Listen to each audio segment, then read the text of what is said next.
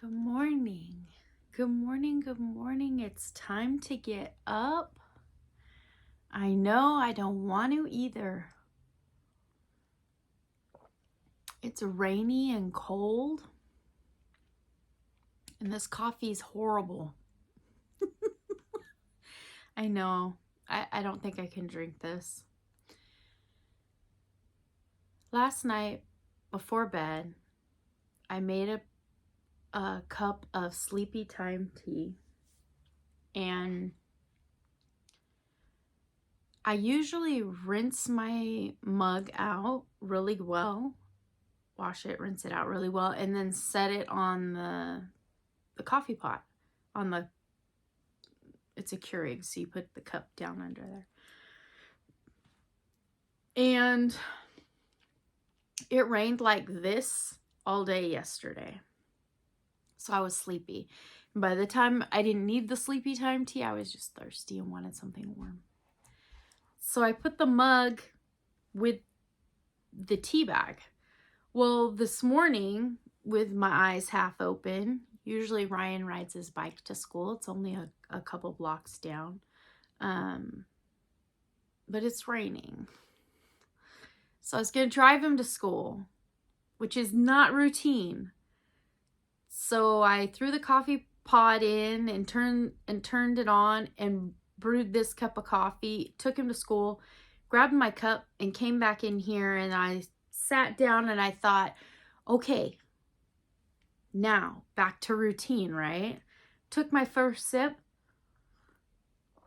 Oh no, that is so bitter. And I keep sipping it, right? I don't like to waste even bad coffee tea muck. So I sat down. Coffee's bad. All right, whatever. I can fix that. That's a quick fix. Just go brew another cup. Life is too short for bad coffee. And then I heard my Bonnie, my chickie chick, her little house is outside my bathroom window. Is the whole chicken run with the big coop, and then she has her own bachelorette pad, and she lives alone. She doesn't trust other chickens. So I heard her in there yelling and crying. So I went out there and she's pacing the door. So I checked everything. She has clean, fresh water. Her whole underside, her coop has its own roof line, and it has its own inside, 2 stories inside. She's got an upper roosting level, a lower level, and then she has like a built-on section for her nesting boxes. And she hasn't laid an egg yet. She's my, that's why we kind of fondly named her Bunny, which turned to Bonnie. She's supposed to lay chocolate brown eggs, and she's supposed to start laying in November. When we got her, I estimated November, 6 to 7 months. But when it lands in a winter month, I noticed that they don't start laying till the spring, which is fine. It's perfectly fine. Those fancy egg chickens, they're not as productive as my Rhode Islands and my New Hampshire Reds. So they lay less eggs in a year. And nobody likes laying when it's cold. So we're already to December, middle of December, and I've only gotten 1 egg in December. That's okay. Those girls were very hard for me. So I don't know what was bothering her. I went out there. She's just a single, so she has plenty of food and water, and the rest of them I start feeding in the bottom layer of their run where it stays dry, and I don't see any digging or anything. I think she was just trying to tell me to come visit her and to change my day. So I forgot about the coffee, so I redo the coffee. Oh, look at that. It's a good thing it's my right hand and not my crocheting hand. I got my finger caught in the cupboard door yesterday. Okay. Crochet. That's the only way to turn all this around, right? Let's see. So this project has been sitting on my couch. It is a very, very simple 3-round granny, which will all be connected to make a very, very long scarf. I saw this and I shared this pattern on Facebook in 2017 as something I wanted to make. I loved the color combinations and I wanted to make it. Teresa over at Critters Crochet mailed me a big box of mystery yarn for the advent calendars. And when at the very end of it, when I opened the box, the bonus balls that were in there were two of them were the colors of that scarf, and it popped into my mind as a pattern right away. And I searched all over my Facebook, pre-YouTube, pre-Instagram for me, and I found the pattern. So I've been working on it. I have started it this weekend. I wrote down the very basic pattern so that I remember that to start it, I did not use a magic ring because I want it to be a lot more secure than that. That I did a chain 4, and then I wrote down that I crocheted 2 at the corners, and I didn't crochet any in between clusters, which are just tiny little details, but once I start making them and setting them down and setting them down, I tend to forget little details like that, and I want them all to be very uniform. So there they are. Very, very basic, and they'll all just be stacked on top of each other. One row of them extremely long. Beautiful mossy green, and then this shiny mauve. It's got like a sheen to it. So it's got the mauve, the dusty pinky, the green, and then I ran over to Hobby Lobby, walked right in the door, walked straight to the yarn department. Aisle 1, space 1. I love this yarn. Do they even put a color on it? Because this one's just black. Name 30 black.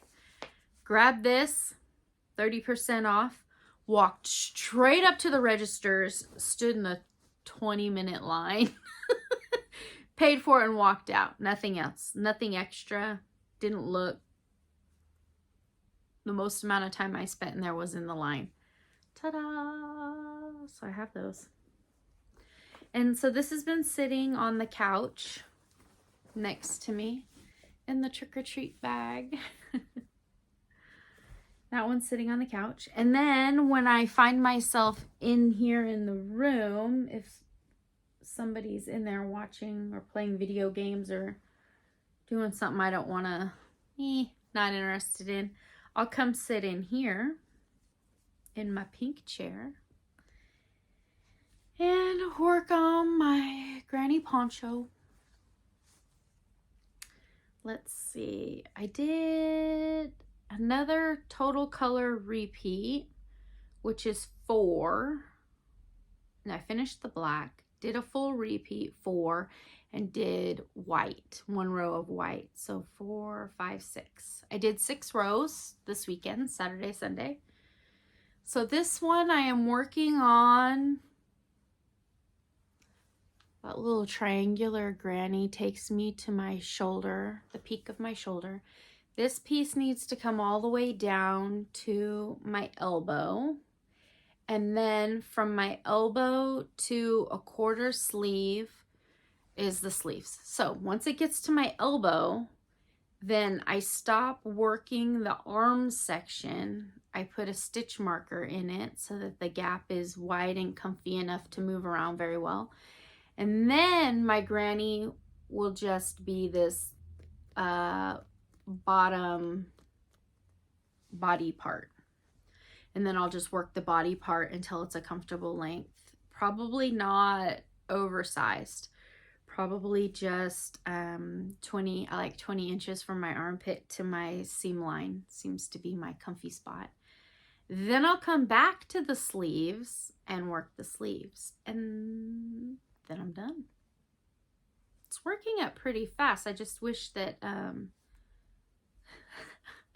I wish that I had more time to sit and crochet. Changing the colors on every row takes a lot of time. The hook size on this is slightly smaller. I think I'm using the, yes, it's stuck in there. The 4.5. These are from the $1.25 store. They're nice. They're pretty hard plastic. I like that the aluminum is light. We got my typical favorite hook shape. The thumb rest works well. This end part hits me right there, and the way I crochet is kind of like, I don't know, flip that thing around like a baton sometimes. it just hits me right. It's not my favorite hook. I definitely like the Daiso ones better. I think because the Daiso has that triangular body shape on there. It just fits different. It's built different. My kids have been saying that a lot lately. I'm not built like that. I'm built different. So working on those two. What else? Oh, I have a friend who lives about 2 hours from here in Horseland, rural Northern California, and she is a blacksmith, and she has a couple clients where she shoes horses, and one of her clients has sheep, and she spins wool and dyes wool, and she was telling me all about it, how she just met this woman, and incredible entrepreneur. She's got her business going. She also I think she barrel races,